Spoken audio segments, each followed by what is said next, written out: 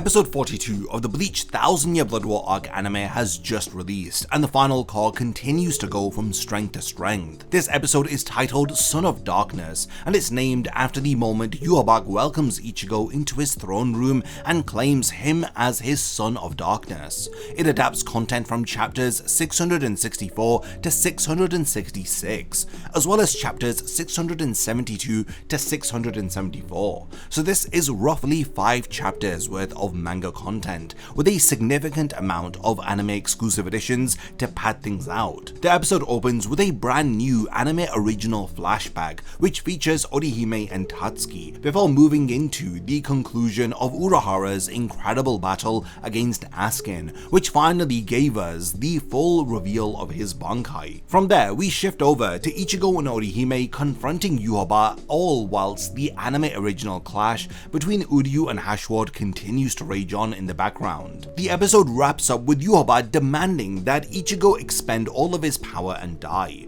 This being only the second episode of the final core, the anime is already proving that it has no intention of slowing down. Be sure to stick around until the very end of this video, as I will be going over the incredibly talented staff who worked on this week's episode of Bleach, as well as sharing my thoughts and expectations for where the story heads next. So without further delay, let's dive into my review and analysis of Bleach 1000-Year Blood War episode 42, Son of Darkness. Episode 42 opens in a bit more of a slower fashion, with a brand new anime original flashback of Orihime and Tatsuki visiting an indoor botanical garden. Here, Orihime finds herself drawn to a Gloriosa flower, comparing its warmth and radiant nature to Ichigo's heart. Before we cut back to the present day, with Orihime racing behind Ichigo towards Yhwach's throne room, it's a lovely quiet moment that beautifully sets up Orihime's role for the rest of the episode, and I thought it was a fantastic way to kick things off. From there, we return to the conclusion of Urahara's battle against Askin,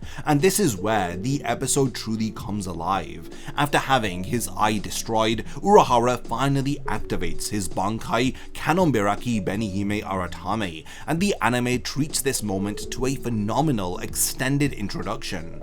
Benihime crawls out from the darkness behind Urahara, pulling back a curtain to reveal herself as a towering figure draped in a red robe, and it's all set to a genuinely unsettling horror aesthetic. Urahara instantly puts his Bankai to work as he uses it to stitch together his eyes. He also rides along the stitches of his Bankai to glide across the battlefield and weave through Askin's relentless barrage of gift balls. All of these are amazing anime exclusive editions that expand upon the manga reveal of Urahara's Bankai. The fight against Askin is finally brought to its conclusion as GRIMMJOW makes his return to tear Askin's heart clean out. The second half of episode 42 is where we shift over to Ichigo and Orihime as they reach Yhwach, who welcomes Ichigo by claiming him as his Son of Darkness, the very moment this episode takes its title from. Ichigo firmly rejects him, telling Yhwach that he is not his father, before throwing himself into his assault. What really stood out to me here was just how much more involved Orihime is here compared to the manga, as we get several new scenes of her shields actively protecting Ichigo whilst he charges forward. This continues to build upon her arc of finally standing and fighting alongside Ichigo as the shield to his sword, and it's brilliant to witness. All of this is interwoven with the ongoing anime original battle between Uryu and Hashward, which is given even more brand new content this week. Uryu unleashes an enormous holy arrow in an attempt to send Hashward and the Almighty to the grave, but only for Hashward to reveal a completely new transformation of his own. I was absolutely jaw-dropped when I saw that Hashward has an anime exclusive transformation. Black Reiatsu pours from his eyes to expose 3 blue irises, and the eyes of the Almighty manifest over his shoulders, before he coldly tells Uryu that despair begins now. It's a highlight for episode 42, and it's once again showing us just how determined this season is to elevate Hashwad's role into a genuine endgame threat for Uryu. It's surreal to witness how a battle that was off-screen within the manga is getting so much love within the anime. Episode 42 then comes to a close as Yhwach overpowers Ichigo and demands that he expend all of his power and die. This leaves us on yet another gripping cliffhanger. As for the pacing of this episode, it once again juggles multiple battles at the same time,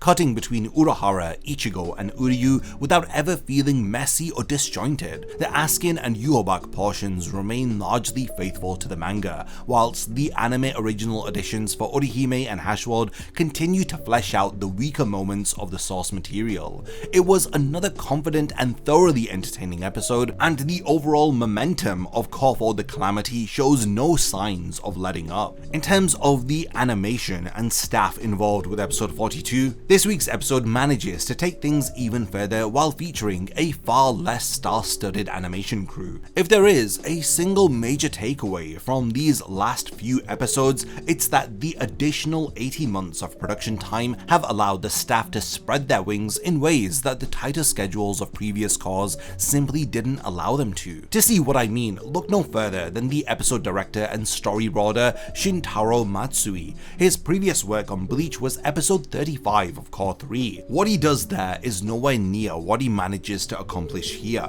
While episode 42 is mostly a faithful adaptation of the manga, some of the Urahara BANKAI sections look absolutely phenomenal. Beyond the impressive animation, the storyboarding is what really stands out. Matsui uses the 3D backgrounds to create a mind-bending sense of speed and movement that could honestly give Attack on Titan a run for its money. Speaking of Attack on Titan, I was expecting to see Arifumi Amai in the credits because of how similar the Urahara sequence felt to his work. This comparison itself is probably the highest praise that you could give to the fantastic key animators who showed up for this episode. We had veterans like Katsuhiro Takagi, Chie Kinoshita, and Kazuo Takigawa, alongside freelance support from Amphibi, Nell, and Paul Z. This is in addition to the usual in-house anime staff.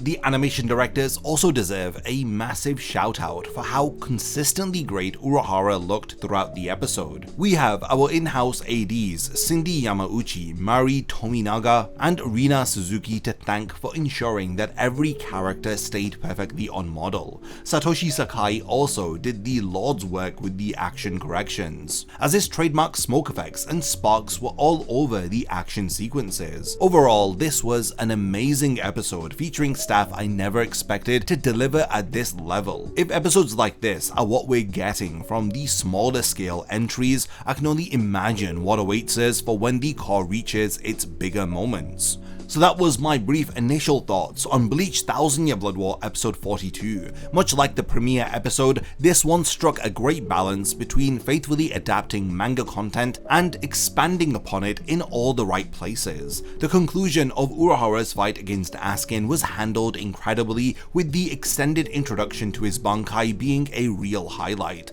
and thankfully very little was cut this week, aside from a couple of small lines during Ichigo's exchange with Yhwach.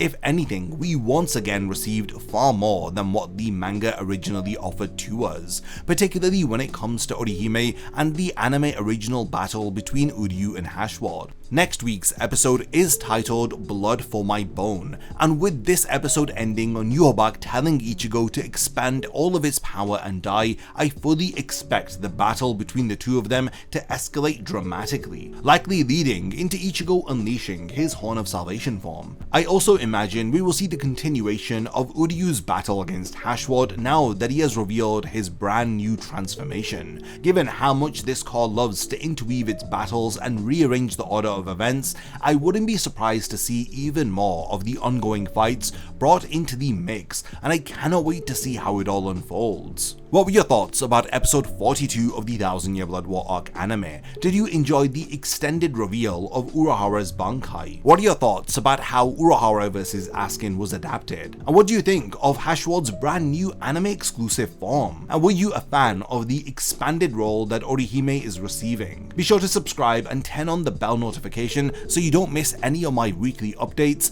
And lastly, thanks for making it to the end of this one, and I cannot wait to see you tomorrow for my manga versus anime comparison of the latest episode of Bleach. A massive thank you goes out to all of my amazing Patreon supporters for helping to make this video possible. If you also want to support the channel and see your name in the end of my videos, then check out my Patreon, which has loads of perks like early video access and so much more. Thank you for sticking around till the end of the video, and whatever you contribute will mean a lot to me.